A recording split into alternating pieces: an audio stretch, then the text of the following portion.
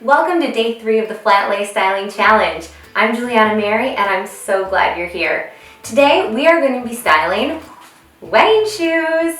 Now if you've been following me on Instagram for a while, you know that I have a lot of strong feelings about wedding shoes. It's not that I don't think they're beautiful, it's just I don't feel like they belong in a stationary Flatlay. So today we're going to be giving these wedding shoes some special attention. I'll explain to you a little bit more about why I feel that way and how you can still capture the beauty of shoes in your Flatlay photography. I also want to remind you to be posting and sharing your images using hashtag Flatlay Styling Challenge so that I can continue to support you and see how these tutorials have been working for you. If you've been following me for a while on Instagram, you know that shoes are something that I do not love to see styled with stationery, but that doesn't mean that there isn't a time and place for shoe styling. So I have these gorgeous wedding shoes here, and we're gonna walk through how I would style and what I would deem an appropriate way to style wedding shoes. Now the reason I don't like them in a stationary Flatlay is because you're implying by putting these shoes in that either the stationery is on the floor or the shoes are on a table. Neither of which I love. So what we're going to do is style these with some beautiful florals to establish a mood. And if you're working with a real wedding, I know brides usually want a beautiful picture of their shoes. I wish I had one from my wedding day. So there's nothing inherently wrong with shoes in a Flatlay. It's just about being thoughtful and what the purpose is in your styling. All right.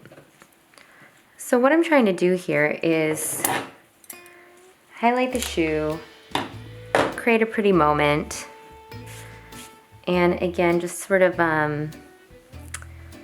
establish the aesthetic for the rest of the shoot.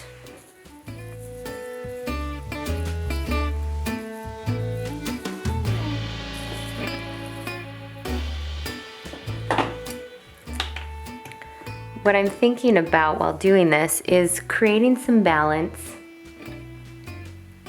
without getting overly stuffy with it. I like things that feel a little bit more natural and wild, like we just happened upon them in nature, even if it's actually very contrived.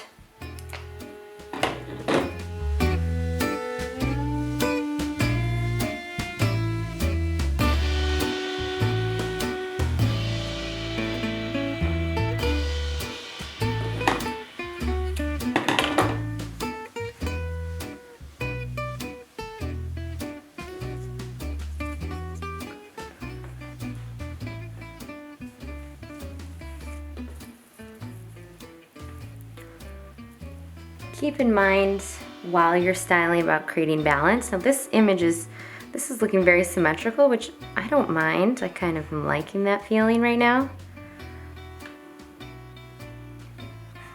You could also put the shoe up like this if you really wanted to show off the text that's inside. These are just beautiful. I like putting it on the side, showing off the silhouette of the shoe.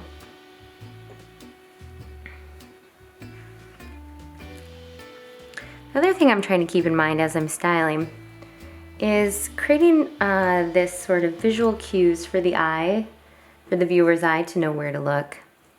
So having this little sweep piece sweep into this shoe, and the shoe redirects into here, and then we'll get this sort of flow going around. If I have a flower that's the right shape, or I can always kind of bend one to be the right shape, it'd be nice to have that kind of moment here as well on this side.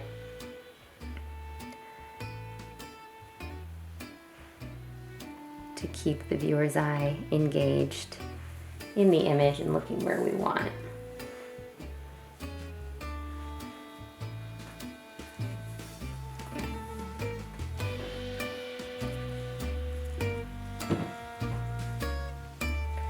want this to feel really lush, really romantic.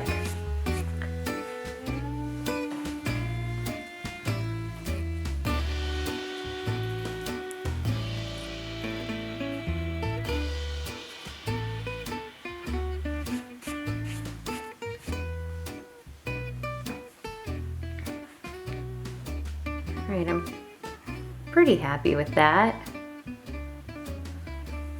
Move this in a little bit more.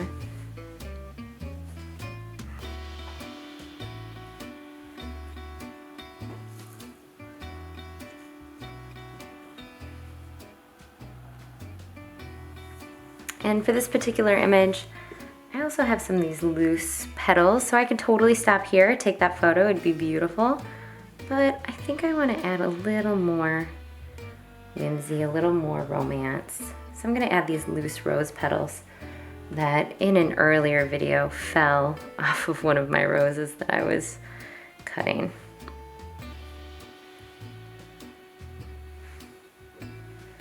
The key to placing rose petals is making it look natural, but also being very specific. So you can totally just sprinkle them around, but you're gonna need to go back in and make some adjustments. I also want to fill in this space here a little bit. This hair is looking a little bit too fluffy, for lack of a better word. I'm gonna go back in. I think that's better.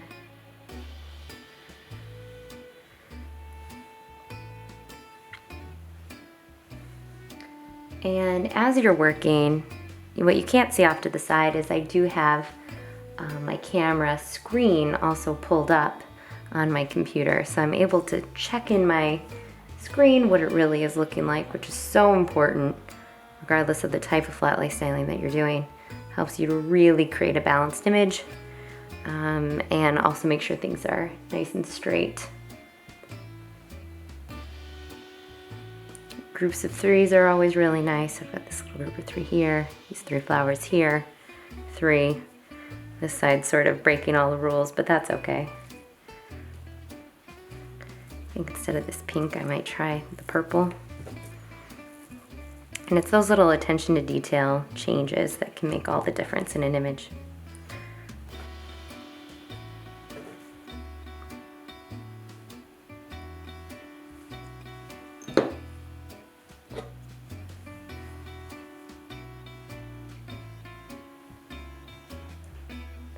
And there we go, shoe styling. So remember, while you're styling wedding shoes, to omit the stationery, the jewelry, and other things that just don't make sense when you're styling shoes. Pretend that you're styling on the floor. And I know you wouldn't normally put flowers on the floor either, but you are trying to establish an aesthetic, so I understand the need to style the shoes as well. If you are styling these for a bridal client, then certainly you can, incorporate the jewelry and things like that into your image. But if you are thinking about product photography and returning images to a stationer that they can use, you're going to want to make sure that you keep the shoes out of that shot.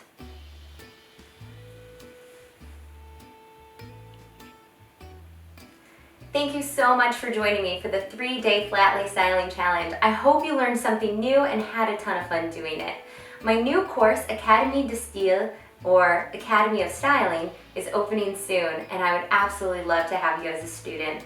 If you have any questions about the course, feel free to check it out on my website, julianamary.com, and I'll hope to see you again soon.